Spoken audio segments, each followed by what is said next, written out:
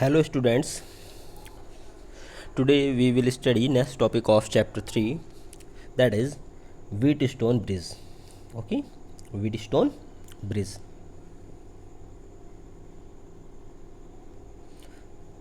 First of all, what is Wheatstone Bridge? Wheatstone Bridge is an arrangement of 4 resistors used to determine the resistance of one resistors in terms of other 3 resistors. Okay, Wheatstone bridge में 4 registers होते हैं और हम उनमें क्या करते हैं, एक अननोन रजिस्टर का वैल्यू फाइंड करते हैं with the help of 3 other resistors. ठीक है. Now we have to find the condition of balanced Wheatstone bridge. So consider the figure given below, which is an arrangement of resistors and is known as Wheatstone bridge.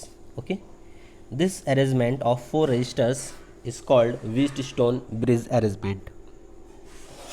Here P, Q, R, S are 4 resistors having different values, and I is the current passing through the circuit,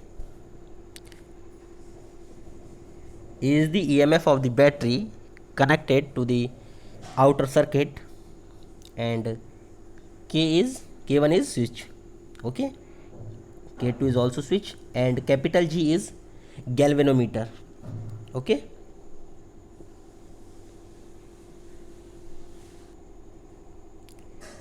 Wheatstone bridge consists of 4 resistance P, Q, R and S with a battery of EMF E. Okay, on pressing key Q2, ठीक है, on pressing key K2, if galvanometer does not show any deflection, then Wheatstone bridge is said to be balanced. अगर K2 को हम on करते हैं, okay, and galvanometer में कोई deflection ना हो, दैट मीन्स गैल्वेनोमीटर में कोई करंट पास ना हो अगर, तो हम कहते हैं जो व्हीटस्टोन अरेंजमेंट है हमारा PQRS का, ये बैलेंस्ड कंडीशन में है.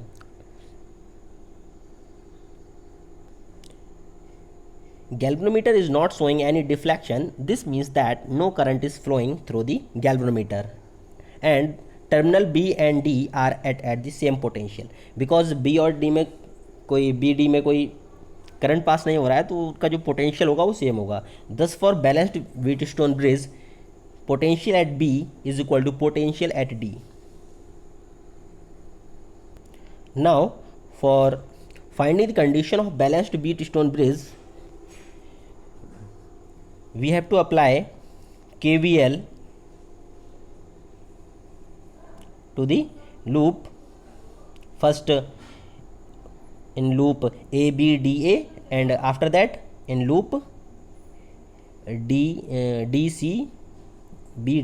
ओके, इन दोनों लूपों में एक एक बार हम KVL अप्लाई करेंगे, उसके बाद कंडीशंस मिलेंगी, उस कंडीशन को हम सॉल्व करेंगे.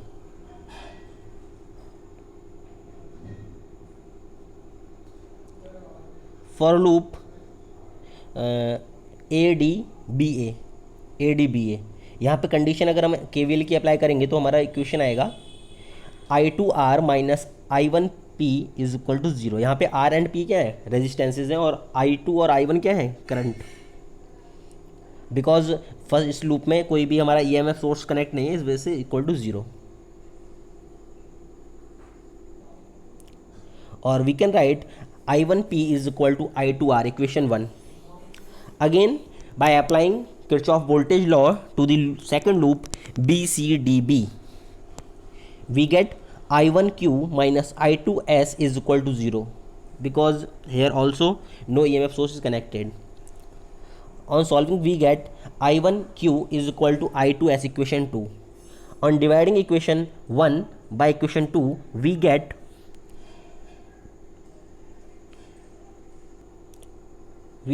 P upon Q is equal to R upon S. This equation is the condition of balanced Wheatstone bridge. Thus, if the ratio of P and Q and the resistance R is known, then the unknown resistance S can be easily calculated. Okay, means अगर हमारे पास P upon Q is equal to R upon S formula आ गया, balanced Wheatstone condition आ गई हमको, तो अगर हमारे पास 3 नॉन रेजिस्टेंस होंगे तो जो फोर्थ हमारा अननोन रेजिस्टेंस होगा उसकी वैल्यू हम फाइंड कर सकते हैं with the help of balanced Wheatstone bridge circuit. ये सर्किट काफ़ी सारे न्यूमेरिकल्स में हेल्पफुल होता है। वहाँ पे हमें देखना होता है कि किसी भी सर्किट में बैलेंस्ड बीट स्टोन ब्रिज की कंडीशन तो नहीं बन रही है, ठीक है। अगर बन रही है तो उसको फिर हमें सॉल्व ऐसे करना पड़ेगा कि हमें जो फिफ्थ वाला रेजिस्टेंस होता है गैल्वेनोमीटर वाला कंडीशन वाला, उसको हम नेगलेक्ट करना पड़ता है हमको अगर बीट स्टोन ब्रिज की कंडीशन बनती है। Now next topic is metre bridge. Metre bridge is a practical form of Wheatstone bridge. Okay, जो मीटर ब्रिज है वो प्रैक्टिकल फॉर्म है व्हीट स्टोन ब्रिज का। इसमें देखेंगे तो वैसी ही condition P upon Q is equal to R upon S ही हम अप्लाई करेंगे, उसके बाद इसमें आंसर आएगा। और मीटर ब्रिज की हेल्प से भी क्या होता है, एक अननोन रेजिस्टेंस की वैल्यू फाइंड करते हैं हम। ओके, इसका कंस्ट्रक्शन देखते हैं। It consist of a wire AC of constantan और manganin of 1 metre length and of uniform area of cross section. यहाँ पे AB, ये जो हमारा वायर है AB, ये हमारा वायर है, ठीक है, AC सॉरी, ठीक है, AC हमारा वायर है 1 मीटर लेंथ का है और uniform area of cross section है इसका। Here E is EMF of battery, K is switch, and capital R is resistance box, S is unknown resistance. Okay, and these are two L-shaped copper strips. This is also copper strip. Okay, and this whole arrangement is pasted on wooden board. This capital G is galvanometer and this B point is jockey. Okay, यहाँ पे galvanometer से एक jockey connected होती है और यही हमको क्या है, बैलेंस्ड कंडीशन फाइंड करेगी jockey.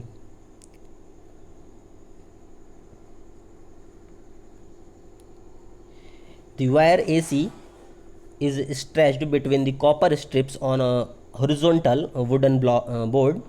A meter scale is also, एक मीटर स्केल भी जो AC वायर है हमारा, ठीक है, मैग्निन का या कॉन्स्टेंटिन का, उसके साथ एक मीटर स्केल भी अटैच होता है। A metre scale is also fitted on the wooden board parallel to the length of the wire. Okay, और जो वायर की लेंथ होगी 1 मीटर होगी, that means 100 centimetre. There is another copper strip fitted on the wooden board in order to provide 2 gaps in the strips. बताया था ना, ये 2 copper steps होंगी, एक तो ये थी कॉपर स्ट्रिप, ठीक है, और एक ये थी कॉपर स्ट्रिप, यहाँ पे एक बीच में ये जो कॉपर स्ट्रिप है। ओके, इसकी बात कर रहे हैं अभी। There is another copper strip fitted on the wooden board in order to provide 2 gaps in strips. Across 1 gap a resistance box R and another gap the unknown resistance S is connected. पहले वाले gap में resistance box connected होगा और दूसरे वाले में unknown resistance हम connected करेंगे। रेजिस्टेंस बॉक्स क्या होता है, एक नोन रेजिस्टेंस होता है जिसकी वैल्यू हम अपने अकॉर्डिंग फिक्स करते हैं। अ जॉकी B, यहाँ पे जो B है वो जॉकी को शो कर रही है।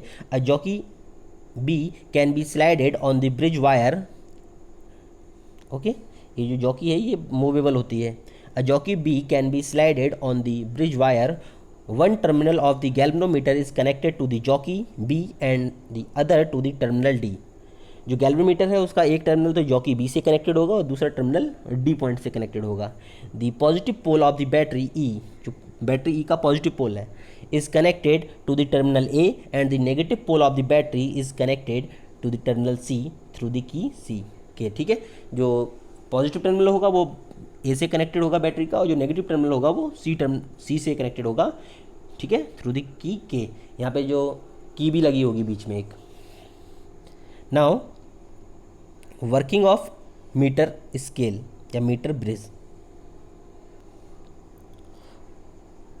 Close key K and take out suitable resistance R from resistance box. Resistance box में सुटेबल रेजिस्टेंस लेते हैं और इसका प्रैक्टिकल भी है हमारे प्रैक्टिकल सेमेस्टर के 12th में मीटर ब्रिज का प्रैक्टिकल भी है। Close key K and take out suitable resistance R from resistance box. Adjust the position of the jockey B on the wire.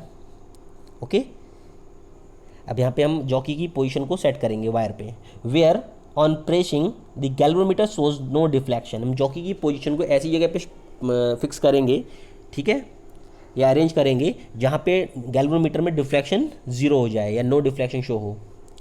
Note the length A B. अब ए से लेके B तक की जो लेंथ होगी वो हम नोट कर लेंगे कि कहाँ पे ए से लेके कहाँ पे जो कि नो डिफ्लेक्शन दे रहा है। Okay, note the length A B, that means L, उसको एल से शो करेंगे ए बी को। Note the length A B that means L of the wire and find the length B C, और बची हुई जो लेंथ रहेगी 100 minus L उसको भी फाइंड कर लेंगे, नोट कर लेंगे। Okay, because galvanometer shows no deflection, this means the bridge is balanced. Therefore, according to Wheatstone bridge principle, P upon Q is equal to R upon S. Okay, ये means resistances का जो ratio रहता है वो क्या रहता है, equal रहता है। अब यहाँ पे भी हम रेजिस्टेंसेस का रेशियो इक्वल करेंगे।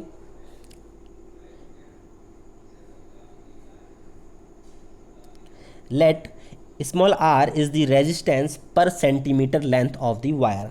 ओके, पर सेंटीमीटर का जो रेजिस्टेंस है, मान लिया जो हमारा मैग्नीन का वायर है उसका पर सेंटीमीटर का जो रेजिस्टेंस है वो स्मॉल आर लेट कर लिया।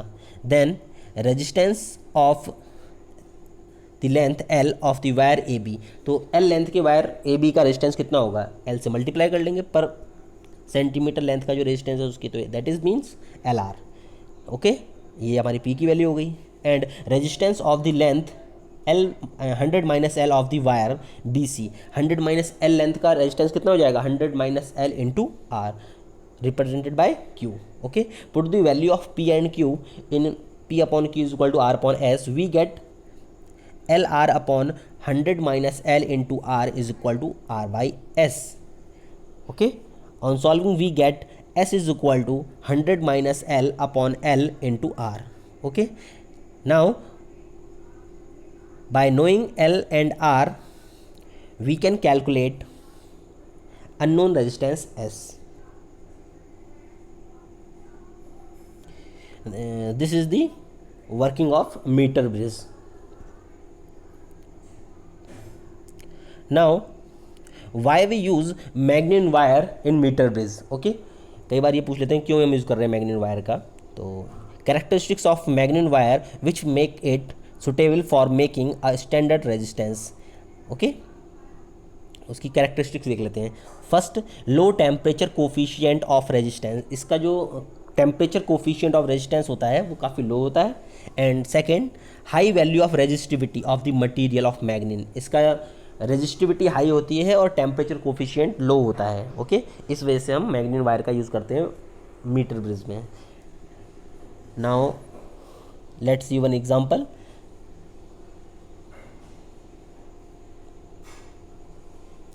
Question is calculate the current drawn from the battery in the given network. एक नेटवर्क दिया है। ओके, R1 की value, R2, R3, R4, R5 and battery की वोल्टेज हमको यहाँ पे दे रखी है। अब यहाँ पे हमको करंट फाइंड करना है, calculate the current drawn from the battery. तो करंट की वैल्यू कैसे फाइंड करेंगे, पहले तो हमें इक्विवेलेंट रेजिस्टेंस निकालना होगा। यहाँ पे इक्विवेलेंट रेजिस्टेंस हमें मिल जाएगा, उसके बाद हमें वोल्टेज पता है, रेजिस्टेंस पता है, वोल्टेज पता है, ओम्स लॉ लगा देंगे और हमें आंसर मिल जाएगा, करंट की वैल्यू मिल जाएगी। सॉल्व करते हैं इसको। अगर वैल्यूज़ देखते हैं हम तो R1 R4 का जो अगर रेशियो निकालेंगे कितना आएगा 1/2, एंड R5 और R3 का रेशियो निकालेंगे तो वो भी कितना आएगा 1/2। तो ये क्या हो जाएगा 1/2 इज इक्वल टू, ये means R1 upon R4 is equal to R5 upon R3। Okay, this is the balance condition of Wheatstone bridge. In this condition no current will be flow in R3, तो वैसे ही solve होगा ये। The given circuit can be redrawn as, step से redrawn कर सकते हैं इसको हम। Okay, here R1 upon R5 is equal to R4 upon R3, that means 1/2 is equal to 2/4 is equal to 1/2 ही आ जाएगा। This is Wheatstone bridge is balanced, so there will be no current in the resistance R2, ये वाला जो हमारा resistance इसमें कोई current flow नहीं होगा। And it can be withdrawn or can be neglected. The equivalent resistance would be the equivalent to a parallel combination of two rows which consist of series combination of R1 R5, मतलब ये हट जाएगा तो ये दोनों किस में हो जाएंगे, ये दोनों हो जाएंगे सीरीज़ में और ये दोनों भी हो जाएंगे सीरीज़ में, और ये आपस में कैसे हो जाएंगे, पैरेलल में। तो हम ऐसे इसको शो करेंगे। Okay, so the equivalent resistance is 2 ohm. Now by using Ohm's law we get current drawn from the circuit I is equal to V by R। V की वैल्यू कितनी है 4 और इक्विवेलेंट रेजिस्टेंस कितना निकाला पूरे circuit में हमने 2, तो 4/2 दैट मीन्स 2 एम्पियर। तो the final answer is I is equal to 2 ampere. Now you have to solve questions related to Wheatstone bridge condition from the NCERT book. Okay, thank you students.